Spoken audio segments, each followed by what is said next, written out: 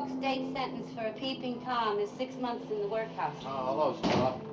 They got no windows in the workhouse. You know, in the old days, they used to put your eyes out with a red-hot poker.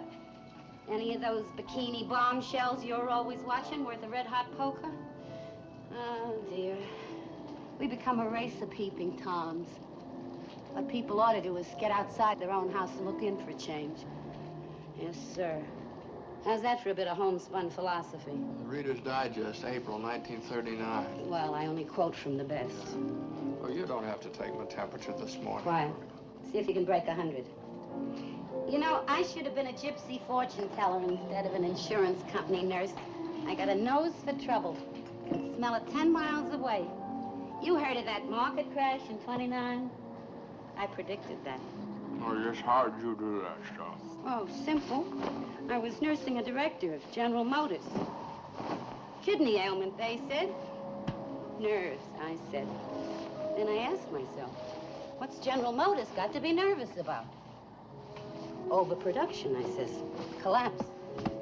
When General Motors has to go to the bathroom 10 times a day, the whole country's ready to let go. Oh, Stella, in economics, a kidney ailment has no relationship with the stock market, none whatsoever. Crashed, didn't it? I can smell trouble right here in this apartment. First you smash your leg, then you get to looking out the window, see things you shouldn't see. Trouble. I can see you in court now, surrounded by a bunch of lawyers in double-breasted suits. You're pleading. You say, Judge, it was only a little bit of innocent fun. I love my neighbors like a father. And the judge says, well, congratulations. You've just given birth to 3 years in Dannemora. Yeah, right now, I'd welcome trouble, you know. You got a hormone deficiency. How can you tell from a thermometer? Those bathing beauties you've been watching haven't raised your temperature 1 degree in a month. Here we go.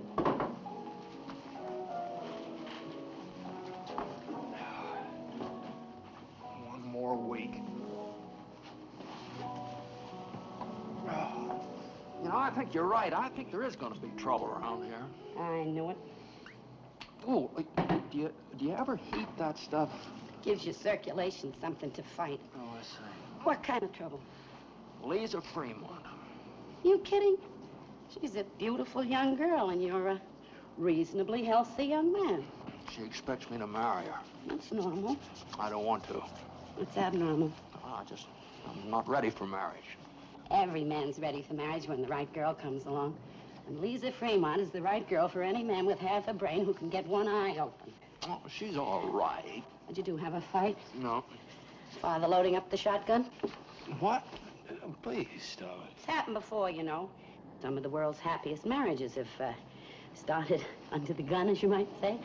No, she's just not the girl for me. Yeah, she's only perfect. She's too perfect. She's too talented. She's too beautiful. She's too sophisticated. She's too everything but what I want. Is what you want something you can discuss? What? Well, it's very simple, Stella. She belongs to that rarefied atmosphere of Park Avenue, you know, expensive restaurants and the literary cocktail parties. People with sense belong wherever they're put. Can you imagine her traveling around the world with a camera bum who never has more than a week's salary in the bank if she was only ordinary? You never gonna get married? Well, I'll probably get married. When I do, it's going to be to someone who thinks of life not just as a new dress and a lobster dinner and the latest scandal.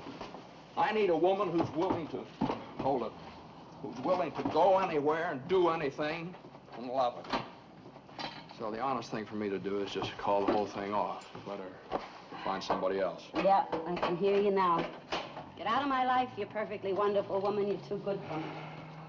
Look, Mr. Jeffries, I'm not an educated woman, but I can tell you one thing. When a man and a woman see each other and like each other, they ought to come together. Wham.